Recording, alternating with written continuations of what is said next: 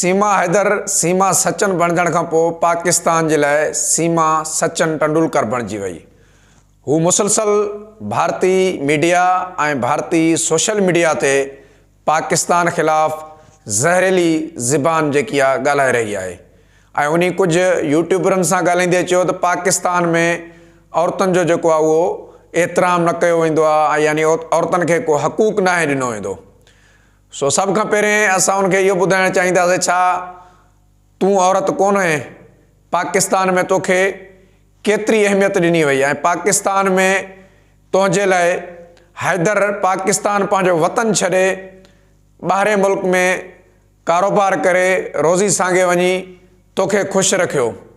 बहरहाल तूं पाकिस्तान धरती जे ख़िलाफ़ तमामु जेका आहिनि ग़लति लफ़्ज़ इस्तेमालु ॻाल्हाए थी ऐं हिकु त तूं आहे बि गरदार, तो गरदार ते मयार ॾियण त न घुरिबी आहे। बहरहाल जेको तूं हिन वक़्तु पाकिस्तान जे ख़िलाफ़ मुसलसल सोशल मीडिया ते, भारतीय सोशल मीडिया ते या भारतीय मीडिया ते तूं ट्रेंड हलाए रही आहे ऐं पाकिस्तान जे ख़िलाफ़ नासाज़ लफ़्ज़ जेका आहिनि उहे इस्तेमालु करे रही आहे, त तूं चए थी मैं भारत में मैं बहुत खुश हूँ, भारत में मैं बहुत खुश हूँ। हाँ, तू तो भारत में खुश होगी ना, भारत में गाय का मूत्र पी रही है, तू तो खुश होगी बहुत। पाकिस्तान वारनि तोखे वॾी इज़त ॾिनी ऐं हैदर जेको आहे, जेको पंहिंजा नंढड़ा नंढड़ा बच्चा छॾे तोखे उन्हनि जो अमन तूं छॾे तोखे ख़ुशि रखण जे लाइ हू ॿाहिरे मुल्क कारोबार जे लाइ वियो ऐं तूं उनखे इहो खटियो खारायो। तूं हिकु नंबर जी गरदार आहे।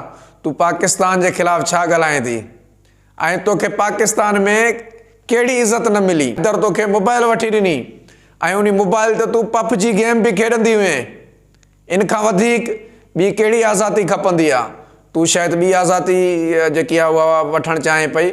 बहरहाल उहा इंडिया में तोखे काफ़ी मिलंदी। अहिड़ी आज़ादी तोसां इंडिया में ॿिया मल्हाईंदा बि सही, छो जो उते जाम अचनि था। डेली कंहिं न कंहिं यूट्यूबर जे तूं भर में वेठी आहे, कंहिं न कंहिं वकील जे भर में तूं वेठी आहे। सोशल मीडिया ते वीडियो जेका आहिनि उहे वायरल थियनि था, असां ॾिसूं था पिया।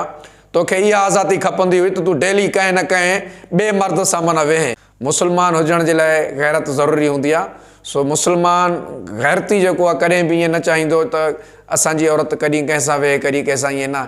इहो तोखे भारत वारा हाणे सचन वारा इहो तोखे इहो किरदारु इहो करवाईंदा ऐं इहो कमु करवाईंदा पिया बि आहिनि ऐं ईंदा बि सही। बहरहाल तूं पाकिस्तान जे ख़िलाफ़ जेकी ज़बान इस्तेमालु करें थी, इंतिहाई इहा तुंहिंजी घटियापन आहे। हिकु त तूं आहे गरदार, पंहिंजे मुड़ुस खे छॾे वें, पंहिंजे मुल्क खे छॾे वें ऐं इन ॿिन्हिनि खां वॾो अफ़ज़ल जेको चीज़ हुई तूं इस्लाम छॾे वें। कहिड़ो तूं पगां ॿधे थी वञी उते वञी गाऊं जो मुट पीए थी? कहिड़ो तूं उते वञी चङो कमु करें थी? पाकिस्तान जे ख़िलाफ़ जेको आहे घटि वधि ॻाल्हाइणु छॾे ॾे।